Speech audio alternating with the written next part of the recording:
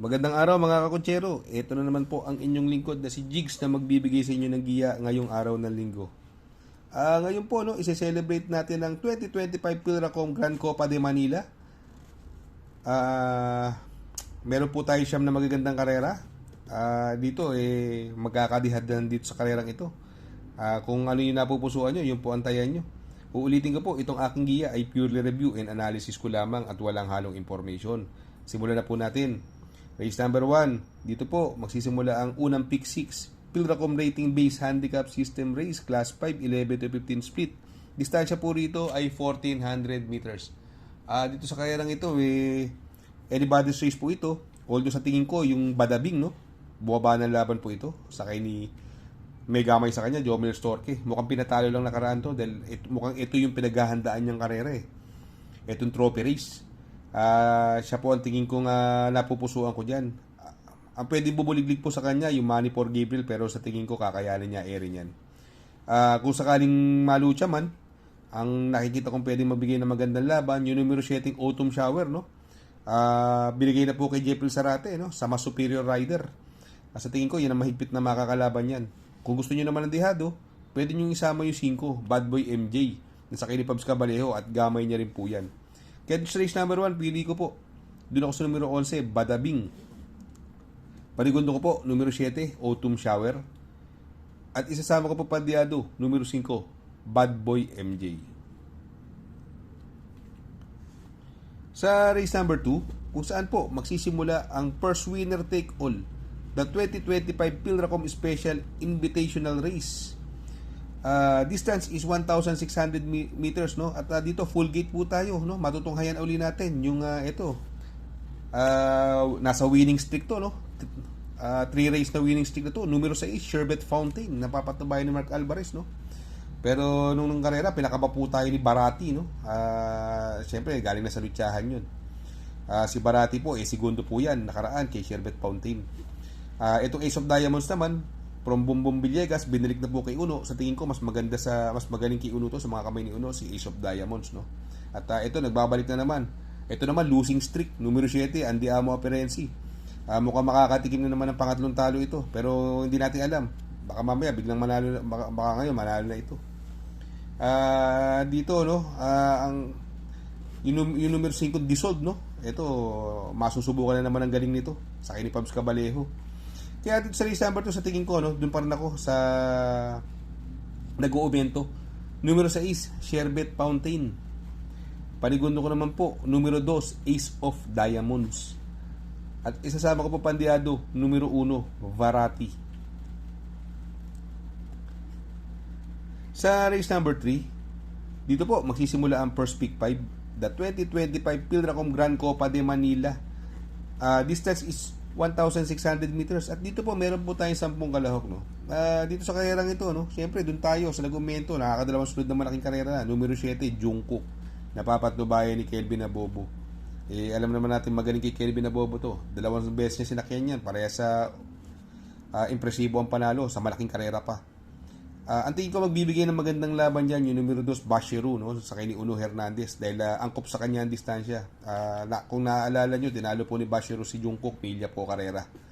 May couple entry po din po siya, may panalo rin, numero 2, si Adid Haha sa kay ni John Paul Gusi. Ito naman, nakukonsultahan ko, mukhang nag-uulan ngayon, no? Magaling sa putik to, numero 4, Batang Manda, napapatubayan ni Pati Dilema. Kung sakaling umulan or umambon o mabasa ang pista, sa tingin ko malaki chance niya ito ang makaka-upset sa mga Yamado, yung Batang Manda. Kung hindi naman, syempre Jungkook pa rin, tsaka si Bashiru. Kaya sa race number 3, pili ko po numero 7, Jungkook. Panigundo ko naman po numero 2, Bashiru, coupled with Adid Haha. At isasama ko pong pandiado, numero 4, Batang Manda.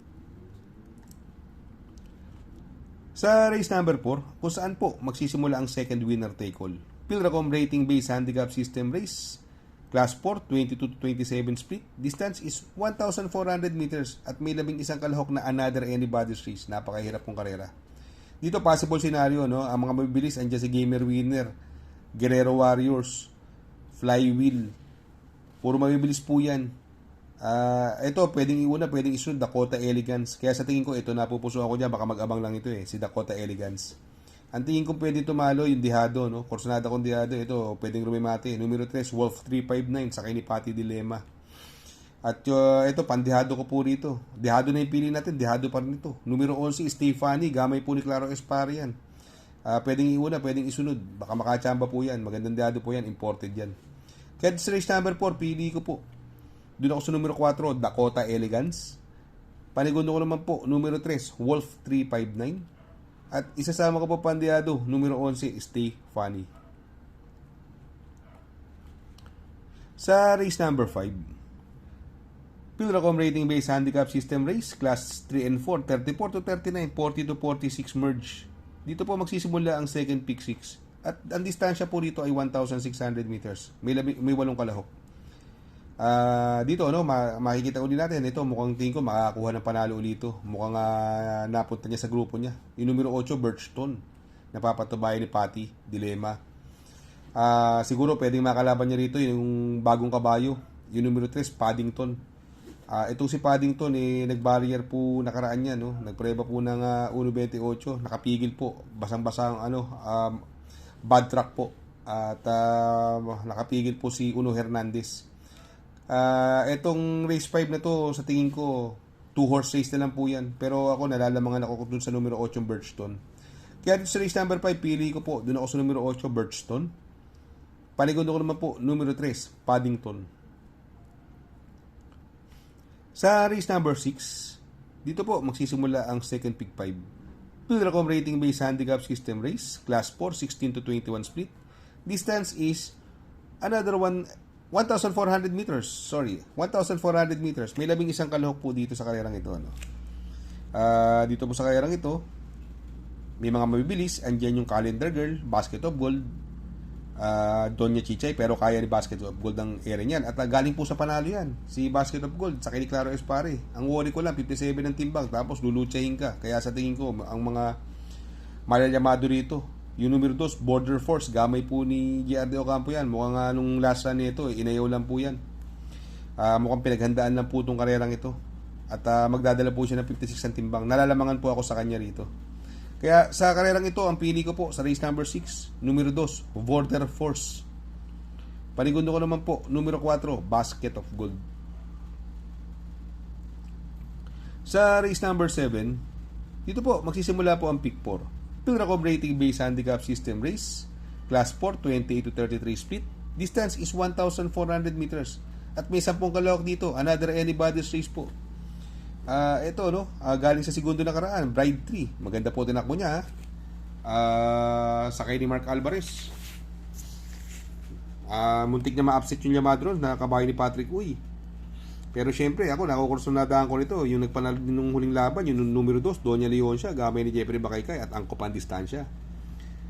Yung Modern Legacy, sa tingin ko, medyo malakas na yung laban dito at napakabigat ng timbang, 57. Itong Red Queen, numero 5, magandang diado po yan, sa ni Pabs Cabalejo. Huwag lang nila pauunahin niya, may paglalagyan sila dyan. Magandang diado po yan.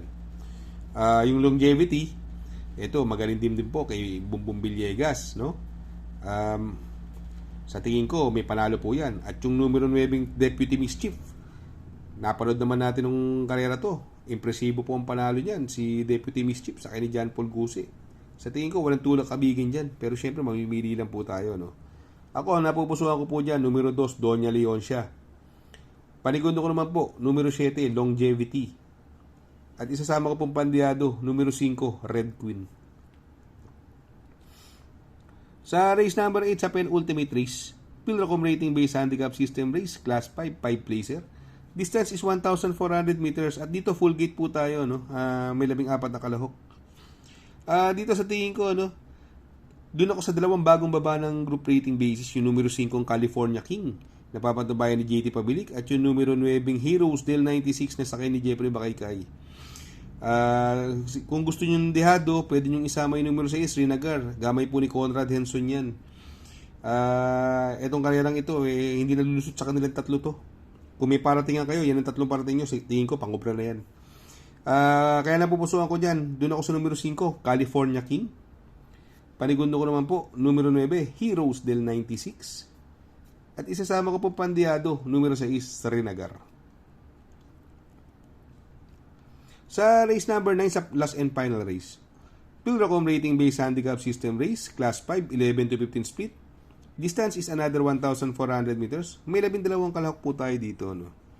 Dito, possible scenario po rito, no. Ang mga mabibilis, andyan si Mount Piapayungan, si Bukawi River Town, Crown Prince, mabibilis po yan, tsaka si Distant Thunder. Kung magkaroon ng pressure sa unahan, napakababa sa laban. Ang ganda ng numero ngayon, numero 12, Batang Kangkalu.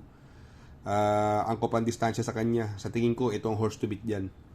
Ang tingin ko magbibigay ng magandang laban dyan, pamproteksyon. Yung numero 9, Megan Maxine, na sakasakyan ni Conrad Henson. Yan po may pinakamalapit na aalis kung magkalutsahan. At syempre, yung nagbabalik, numero 1, Sampaloc Pride, sakay ni J.A. Pastoral, no? Mga impresibo po mga huling laban niya bago magbakasyon. Kaya sa tingin ko, malaking chance niyan, Sampaloc Pride. Kaya dito sa race number 9, ang pili ko po, doon ako sa numero 12, Batang Kangkalu. Panigundo ko naman po, numero 9, Megan Maxine. At isasama ko pong Pandiado, numero 1, Sampaloc Pride. Shoutout nga pala kay Sir Pax ng Barkadahan OTV. Located po siya sa 1139 New Antipolo Street, Corner Vargas. Malapit lang po sa Abad Santos, yung bagong ginawang tulay. Very convenient and attentive po ang mga tao.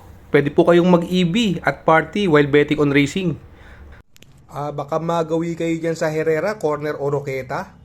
Andyan po ang Pipay's Halo-Halo. Ang isa sa pinakamasarap na halo-halo at homemade lahat ng ingredients po dyan. Ultimo Ice Cream. Tabi lang po yan ng Pares at tatapat po ng Kapihan. Shout out kay Sir Arnel Mendoza. Please support his channel. Shout out po Sir Arnel Mendoza. Good luck mga kakutsero. Sana po matapat ang ating giya at yung mga nakasunod. Sana po ay magsitama po kayo. Ako yung makikiusap lamang at makikisuyo sa inyo na please like, share, subscribe, and hit the notification bell para update kayo sa aking mga giya. Good luck po and happy racing.